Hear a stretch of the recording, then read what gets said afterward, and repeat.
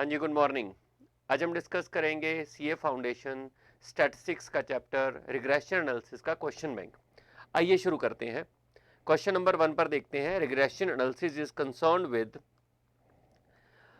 इसमें establishing a mathematical relationship between two variable, ये भी सही है।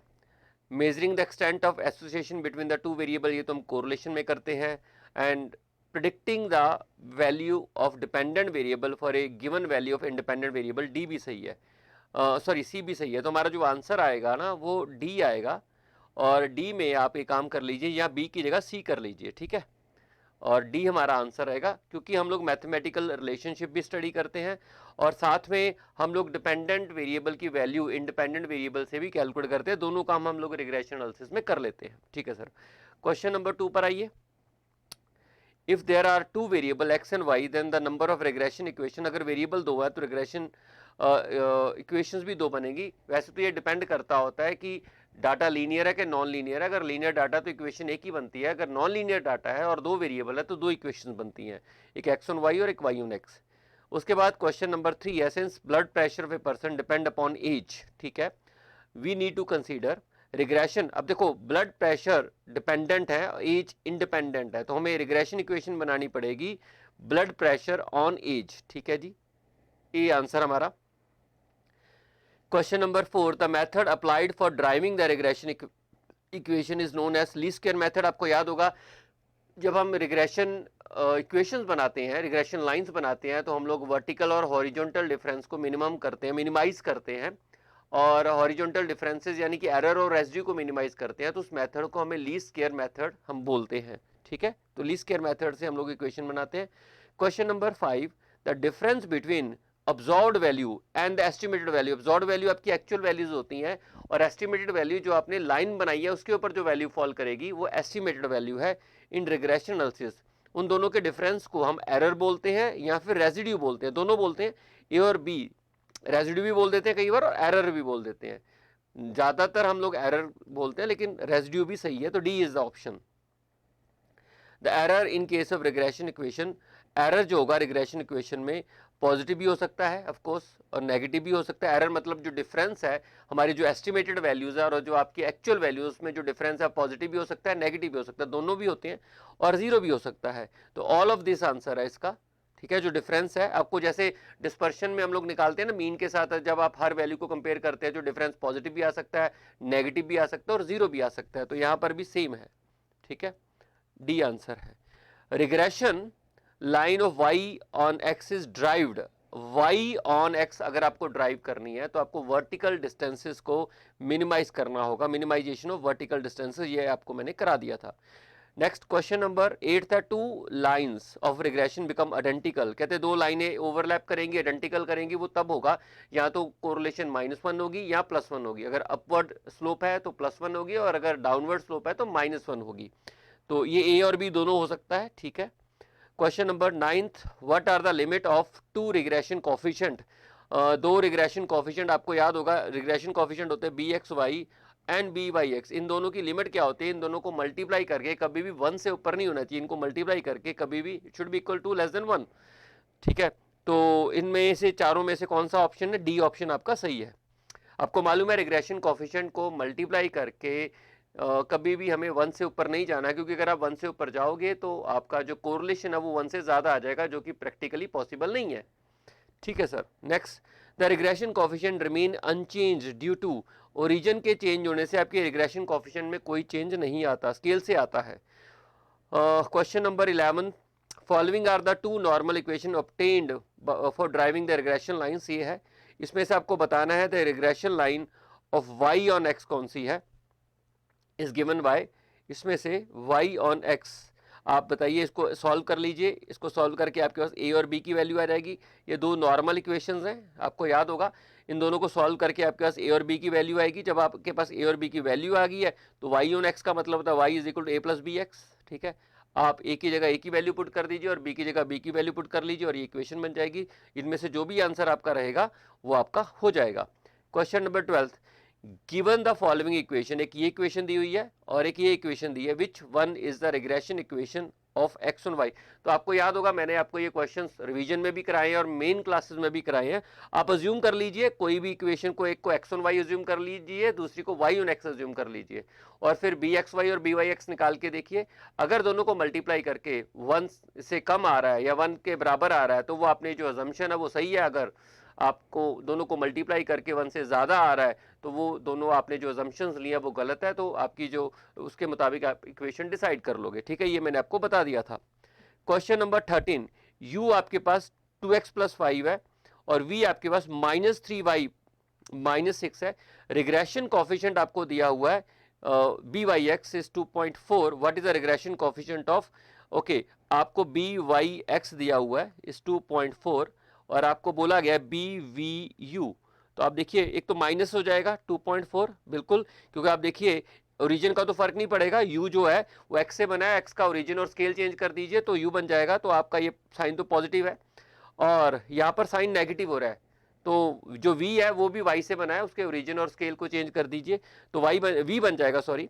तो v में आपका देखिए मल्टीप्लाई हो रहा है माइनस में, तो आपका जो रिग्रेशन कॉफिशिएंट का साइन तो चेंज होगा, ये तो क्लियर है। मल्टीप्लाई कर देते हैं, मल्टीप्लाई आप ऊपर आएगा y, है ना, b है तो 3 से मल्टीप्लाई कर दीजिए और नीचे 2 से मल्टीप्लाई कर दीजिए, इसको सॉल्व कर लीजिए और आई थिंक ये -3.6 आएगा। B should be the answer, ये मैंने आपको करवा रखा है क्वेश्चन। ठीक है, question number 14, if this is a regression line on y on x and coefficient of correlation between x on y is 0.75। Okay, अगर आपका ये line what is the regression line of y on x and coefficient of correlation आपके पास ये है, and what is the value of regression coefficient of x on y। ठीक है जी, ये इक्वेशन आपके पास y ऑन x है, तो इसका मतलब by(x) आपके पास कितना आ जाएगा, by(x) आएगा इट्स 5/4। ठीक है, और आपको मालूम है जो r होता है इन दोनों का, r square is equal to bxy और by(x) दोनों के बराबर होता है। ठीक है ना, ये जानते हो आप। और r स्क्वायर आपके पास गिवन है, कोफिशिएंट ऑफ कोरिलेशन जो कि 0.75 का स्क्वायर होगा। ठीक है, और आपके पास by(x) पता है 5/4 और आपको निकालना है bxy, तो आप इसको सॉल्व करके निकाल लोगे, क्लियर। आपके पास आर स्क्वायर पता है, ठीक है, आर स्क्वायर उन्होंने बता दिया 0.75 है, और आपको मालूम है आर स्क्वायर जो होता है bxy और by(x) का वो मल्टीप्लाई करके आता है, तो आपको ऑलरेडी, क्योंकि ये आपकी लाइन जो है रिग्रेशन लाइन और y ऑन x है, तो आपको ऑलरेडी by(x) पता है यहाँ से, और जब by(x) पता है तो ऑटोमेटिकली आप bxy निकाल लोगे। ठीक है सर, क्वेश्चन नंबर 15 पर आइए। If the regression coefficient of y on x का रिग्रेशन कोफिशिएंट यानी कि by(x), कोफिशिएंट ऑफ कोरिलेशन यानी कि r, and variance of y यानी कि स्टैंडर्ड डेविएशन का स्क्वायर आपको गिवन है, ये -3/4 है। ठीक है, एक minute, regression coefficient of y on x ये -3/4 है, और coefficient of correlation between x and y ये आई थिंक माइनस होना चाहिए, -3/2, और ये आपके पास वेरिएंस दिया हुआ है 4।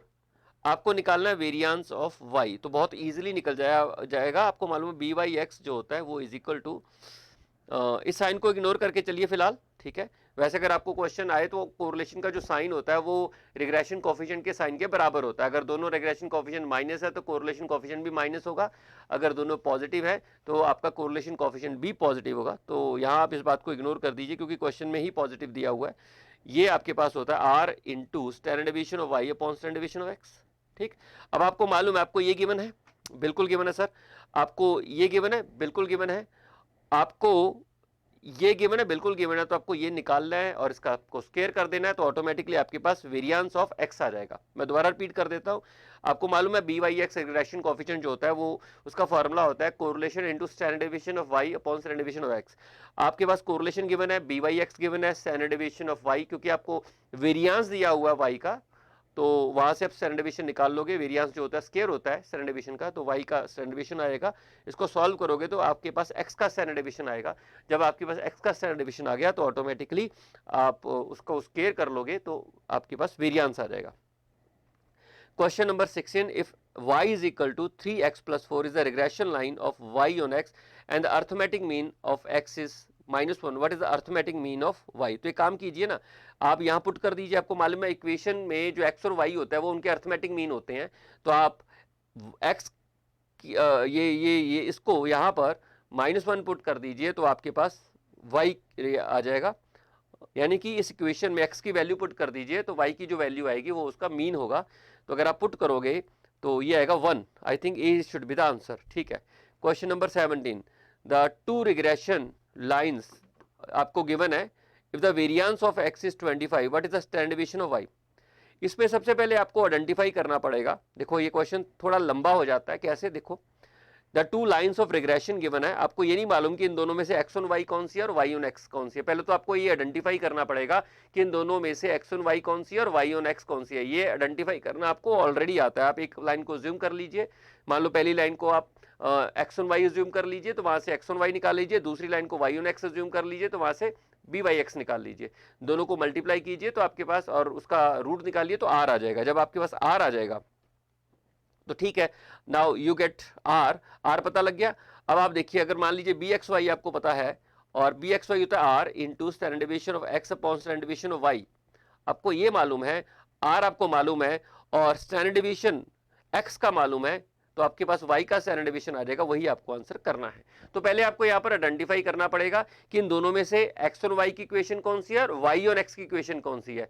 वो जब आइडेंटिफाई हो जाएगा फिर आपको r निकालना पड़ेगा, r निकाल के फिर आप इस फॉर्मूले से सॉल्व कर लीजिए। ठीक है जी, थोड़ा लंबा क्वेश्चन हो जाता है, ऐसे क्वेश्चन को थोड़े समय के लिए आपको स्किप करना होता है, मतलब पेपर की बात कर रहा हूं, और एंड में जाके आप इस क्वेश्चन को अटेम्प्ट कीजिए। ठीक है, question number 18, given below the information about the capital employed and profit earned. Capital employed और प्रॉफिट अर्न, प्रॉफिट जो होता है वो कैपिटल एम्प्लॉयड पे डिपेंड होता है। कैपिटल एम्प्लॉयड का मतलब होता है आपने कितना पैसा बिजनेस में लगाया, प्रॉफिट अर्न आपके कैपिटल एम्प्लॉयड पे डिपेंड होता है by company over the last 25 years. ठीक है, आपको correlation coefficient between capital employed and profit is 0.92, यानी कि आर गिवन है 0.92। The sum of regression coefficient of the above data, the sum of regression coefficients for the above data, okay, sum निकालना है। तो एक काम कीजिए, यहाँ पर आपको एक तो bxy निकालना है और एक byx निकालना है और दोनों को जो निकाल के जोड़ना है। तो सर कैसे निकलेगा, आप देखिए, x आपको bxy निकालना आता है, r आपको मालूम है, ठीक है, इनटू स्टैंडर्ड डेविएशन, मान लीजिए ये आपका x है और ये मान लीजिए आपका y है। ठीक है, r आपको ऑलरेडी मालूम है 0.92, तो स्टैंडर्ड डेविएशन आप x divide by standard deviation y और r 0.92, इसका स्टैंडर्ड डेविएशन है 5/6, ये आपके पास bxy आ जाएगा। सिमिलरली byx निकाल लीजिए, ठीक है, r आ गया 0.92, यहाँ पर आपका स्टैंडर्ड डेविएशन y का ऊपर आएगा 6/5 आ जाएगा। ठीक है, ये 6/5 आ जाएगा। इन दोनों को सॉल्व कर लीजिए, ये आपका सॉल्व कर लीजिए और फिर बाद में ऐड कर लीजिए। आपको ऐड करना है, सम ऑफ रिग्रेशन कोएफिशिएंट पूछा है, तो bxy निकाल लीजिए, byx निकाल लीजिए और फिर आप इसको ऐड कर लीजिए। आपको ये आता है bxy और byx कैसे निकालना है, रिग्रेशन कोएफिशिएंट है, फॉर्मूला आपको ऑलरेडी आता है, वैल्यूज आपको गिवन है, आप पुट कीजिए और सॉल्व कर लीजिए। ठीक है, ठीक है sir. Question number 19, the lines of regression are as follow. दो लाइन्स गिवन है तो आपको बताना है दोनों की मीन वैल्यू, एक्स और वाई की मीन वैल्यू। तो वो मीन वैल्यू आप निकाल लोगे, इन दोनों को सॉल्व कर लीजिए, या एक काम कीजिए, आप वैल्यूज को सॉल्व करने की जरूरत ही नहीं होती, आंसर में से वैल्यू पुट करके देख लीजिए और जिस पे सेटिस्फैक्शन, जो इक्वेशन वैल्यू को सेटिस्फाई करेंगी वो आपका आंसर होगा। ठीक है, अगर आप सॉल्व करना चाहते हो तो दोनों इक्वेशन को सॉल्व कर लीजिए, दोनों पे जहाँ पे एक्स और वाई आएगा वो आपका आंसर होगा। Question number 20, if the correlation coefficient between two variable is 1। ठीक है, अगर कोरिलेशन 1 है तो लाइनें ओवरलैप करेंगे एक दूसरे को, आपको मालूम है ये। Question number 21, the two regression equation given है, ठीक है, find the value of y if x is 9। आपको y की वैल्यू निकालनी है, अगर x 9 है तो पहले इसमें से आइडेंटिफाई करना पड़ेगा भाई कि इसमें से x और y इक्वेशन कौन सी है और y और x कौन सी है। तो आप पहले आइडेंटिफाई कर लीजिए, आपको आइडेंटिफाई ऑलरेडी करना आता है कि इन दोनों में से y ऑन x की इक्वेशन कौन सी है। तो आइडेंटिफाई हो जाएगा तो x की वैल्यू पुट करके y की वैल्यू निकाल लीजिए। ठीक है, ओके सर। क्वेश्चन नंबर, एक काम और भी कर सकते हो आप, नहीं, आप इक्वेशन निकाल के सॉल्व कीजिए। Question number 22, which of the following regression equation represent regression line of y on x। ये आपको सॉल्व करना आता है, अज्यूम कर लीजिए और फिर चेक कर लीजिए, अगर आपकी अजम्पशन गलत है तो दूसरी इक्वेशन को रिवर्स कर दीजिए। ठीक है sir. Two regression lines are this and this, find the value of byx and B X Y, यहां पर भी बात वही है, पहले आपको आइडेंटिफाई करना पड़ेगा कि कौन सी इक्वेशन एक्स ऑन वाई की है, कौन सी इक्वेशन वाई ऑन एक्स की है। जब वो इक्वेशन आइडेंटिफाई हो जाएंगी तो फिर आप ऑटोमेटिकली बी एक्स वाई और बी वाई एक्स को निकाल लोगे। ठीक है। Question number 24, dash of regression coefficient is greater then correlation coefficient. आप कह सकते हो अर्थमेटिक मीन। अगर आप रिग्रेशन कोफिशिएंट का अर्थमेटिक मीन निकालोगे वो कोरिलेशन कोफिशिएंट से ज्यादा आता है, क्योंकि कोरिलेशन कोफिशिएंट रिग्रेशन कोफिशिएंट का ज्योमेट्रिक मीन होता है और अर्थमेटिक मीन ज्योमेट्रिक मीन से हमेशा ज्यादा आता है अगर वैल्यू डिफरेंट होती है। तो D is the answer. Question number 25, regression coefficient are independent of change of origin but not of scale, यानी कि ओरिजिन से उसके ऊपर कोई फर्क नहीं पड़ता बट स्केल चेंज होने से उसके ऊपर फर्क पड़ता है। ठीक है सर। क्वेश्चन नंबर 26 पर आइए। आपको गिवन है कोफिशिएंट ऑफ कोरिलेशन, यानी कि आपके पास आर गिवन है जो कि 0.6 है। What will be the regression coefficient of X on Y, तो एक्स ऑन वाई पूछा है, तो regression coefficient X on Y यानी कि बी एक्स वाई पूछा है। ठीक है। Regression coefficient X on Y R into standard deviation of X और upon standard deviation of Y, ये वैल्यूज आपको ऑलरेडी मालूम है और आप इसको सॉल्व कर लीजिए। ठीक है, हो जाएगा। चलिए question number 27, if one of the regression coefficient is less than the unity other must be more than the unity. ठीक है, ठीक है। एक मोर होगा एक लेस होगा, तो पहले एक मोर होगा एक लेस होगा, आपको मालूम है, सी आंसर होगा। If one of the regression coefficient is more than unity the other must be less than unity. ठीक है। Question number 28, if y is dependent variable and x is independent variable. ठीक है, y जो है वो dependent variable है और x जो होती है वो इंडिपेंडेंट वेरिएबल। ठीक है। And standard deviation of x and y are 5 and 8। ठीक है, respectively. Coefficient of correlation between x and y is this, find the regression coefficient of y on x। हो जाएगा। आपको मालूम है बी वाई एक्स पूछा है। ठीक है, regression coefficient y on x का मतलब आपसे बी वाई एक्स पूछा है जो कि r into standard deviation of x upon standard deviation of y upon standard deviation of x होगा। r आपको ऑलरेडी मालूम है, स्टैंडर्ड डेविएशन भी मालूम है, तो आप इसमें पुट करके सॉल्व कर लीजिए। ठीक है, बहुत इजी क्वेश्चंस हैं। If the regression lines this and this the correlation coefficient between x and y, r पूछा है तो आपको पहले आइडेंटिफाई करना पड़ेगा कि इन दोनों इक्वेशन में से x और y की इक्वेशन कौन सी है और y और x की इक्वेशन कौन सी है। आइडेंटिफाई करना आपको ऑलरेडी आता है। आइडेंटिफाई करके फिर आप दोनों का ज्योमेट्रिक मीन निकाल लीजिए, आपके पास r आ जाएगा। ठीक है।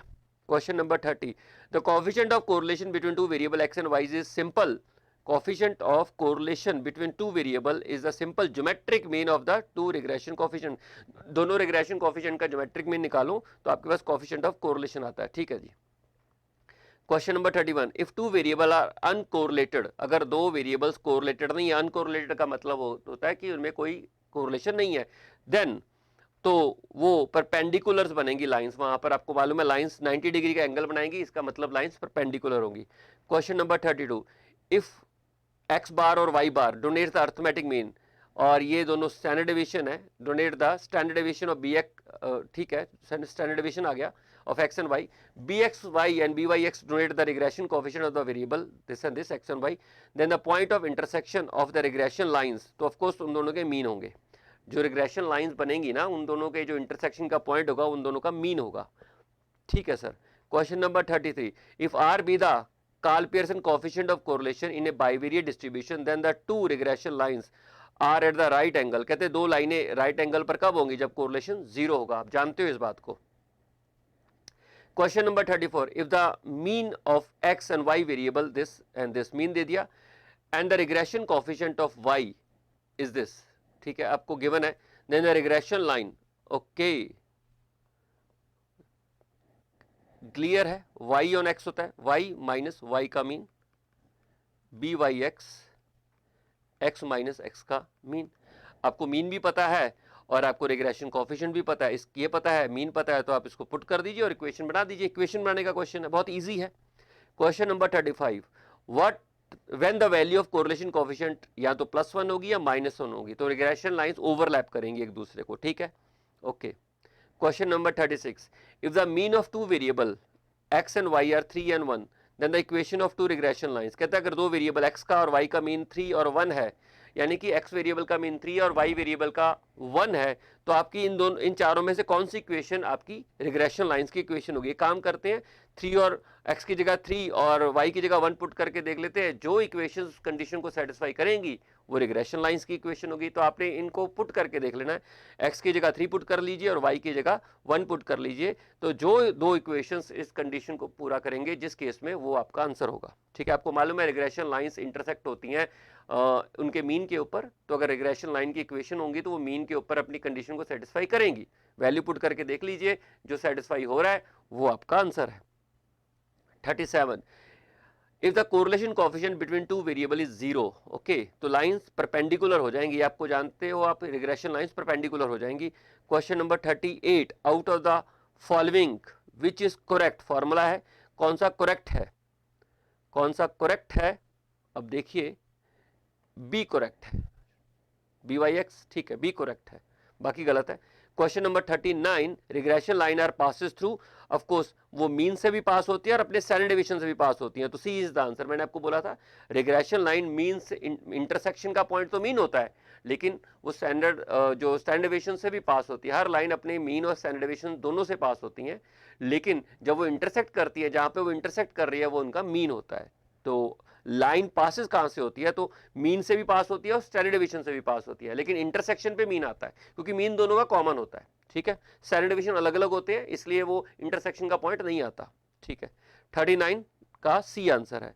Question number 40, if the regression lines this find the value of B Y X, हो जाएगा बी, अगर रिग्रेशन लाइन एक्स और वाई है तो बी एक्स वाई निकालना है, तो आप देखिए बी एक्स वाई आएगा, बाकी सब उधर चला जाएगा, एक्स इधर आ जाएगा, ये आएगा -2/3, -2/3, ए इज द आंसर। ठीक है sir.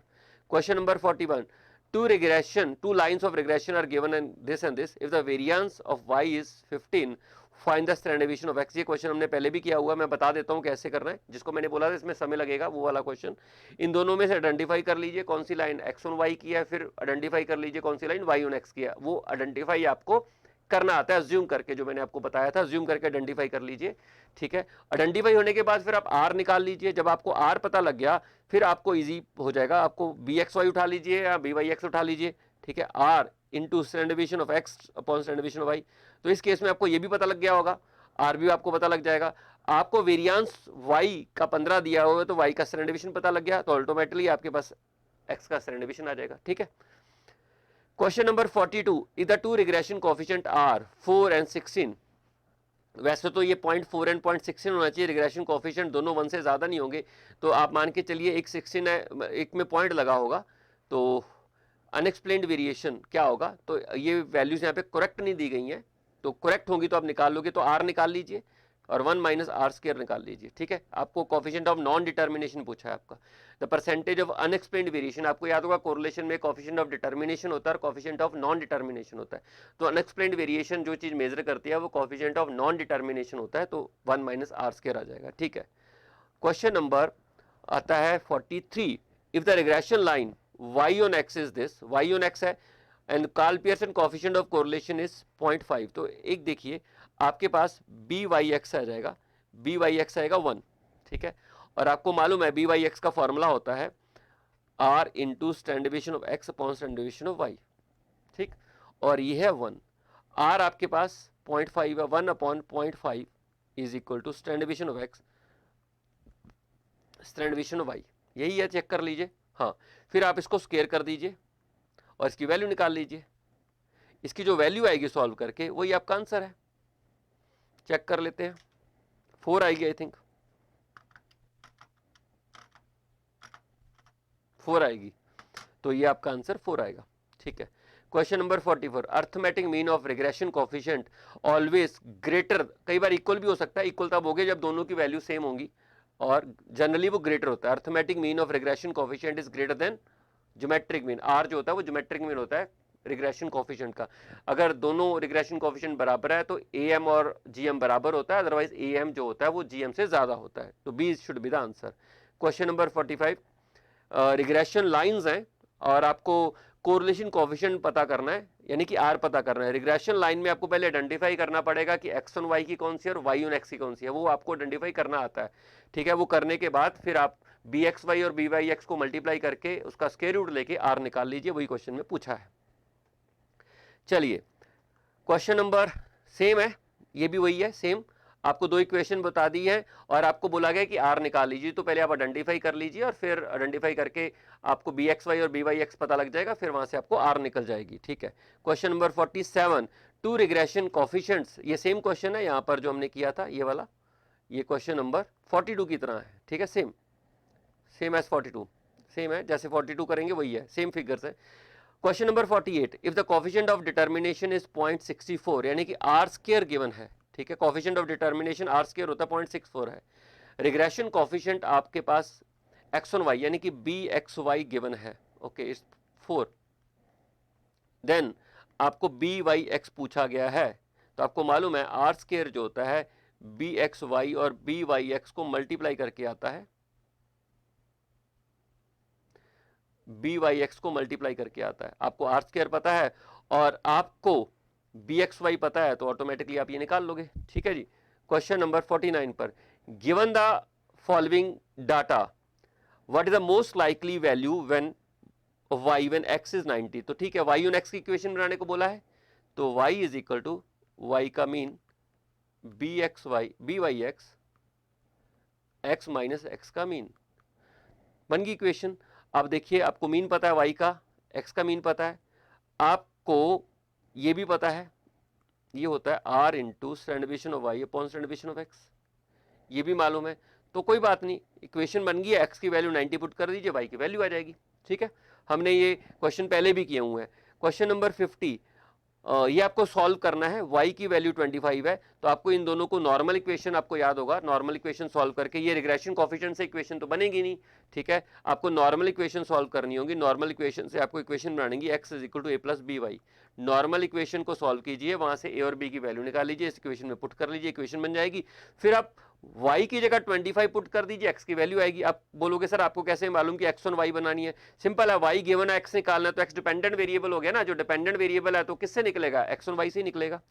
Question number 51, regression coefficient निकालने को बोला है, अब निकाल लोगे, इन दोनों को सॉल्व करना है और आपको रिग्रेशन कोफिशिएंट निकालना आता है। मैं आपको फिर बता रहा हूं, ऐसे क्वेश्चन पेपर में नहीं आते जो इतना टाइम लेंगे, ये क्वेश्चन आपका बहुत टाइम लेंगे, क्योंकि आपको रिग्रेशन कोफिशिएंट निकालने के लिए आपको कोरिलेशन निकालनी पड़ेगी, स्टैंडर्ड डेविएशन निकालना पड़ेगा, फिर आप इससे रिग्रेशन कोफिशिएंट निकाल पाओगे।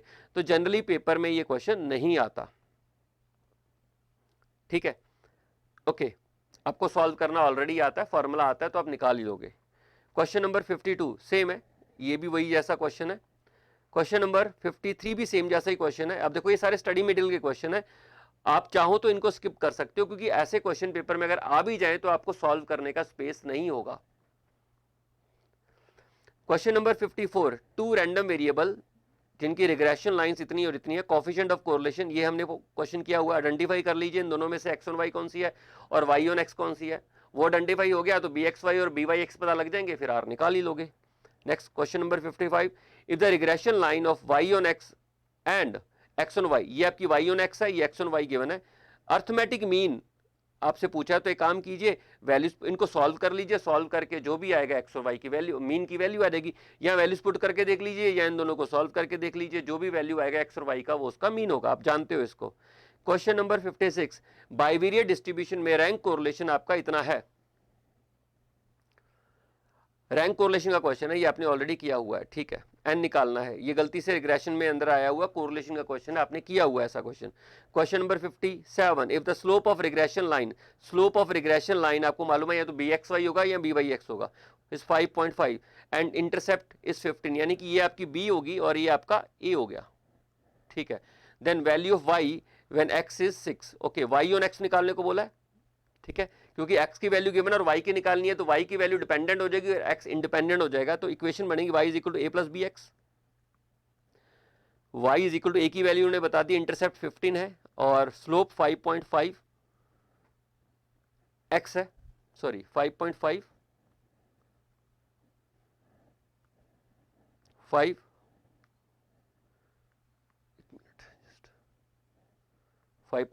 x है। ठीक है, और तो ये आपका बी वाई एक्स हो गया, ये बी वाई एक्स है, और बस ये इक्वेशन बन गई है, आप x की वैल्यू 6 पुट कर दीजिए, आपके पास y की वैल्यू आ जाएगी। Question number 58, if y is 9x और ये एक इक्वेशन ये है, एक इक्वेशन ये है, तो आपको r पूछा, तो सिंपल है, बी वाई एक्स हो गया 9 और बी एक्स वाई हो गया 0.01। अब इस इक्वेशन से देख लीजिए y is equal to 9x है, तो x का जो कॉफिशेंट होगा वो बी वाई एक्स होगा और जो y का कॉफिशेंट होगा x इस इक्वेशन में वो बी एक्स वाई होगा। दोनों को मल्टीप्लाई कर लीजिए और ज्योमेट्रिक मीन ले लीजिए तो आपके पास आ जाएगा r। ठीक है जी। The straight line graph of linear equation ये है। स्लोप इज हॉरिजॉन्टल इफ, देखिए आपकी लाइन स्लोप है, हॉरिजॉन्टल का मतलब होता है ये वाली लाइन, ऐसी अगर स्लोप ऐसी होगी, ऐसी लाइन बनेगी तब कब बनेगी, जब आपकी b जीरो हो जाएगा, स्लोप जीरो हो जाएगा। अगर लाइन स्ट्रेट है तो स्लोप उसकी जीरो है, तो उसके लिए b को जीरो करना पड़ेगा। ये लाइन कहता है कि स्ट्रेट लाइन है, ग्राफ की लीनियर इक्वेशन है y is equal to a plus B X, कहते हैं ये इसकी स्लोप हॉरिजॉन्टल कब होगी, हॉरिजॉन्टल का मतलब ऐसी straight line parallel to X axis, तो कब बनेगी, जब आपका स्लोप जीरो हो जाएगा, तो स्लोप को जीरो कर लीजिए। This is answer. ठीक है।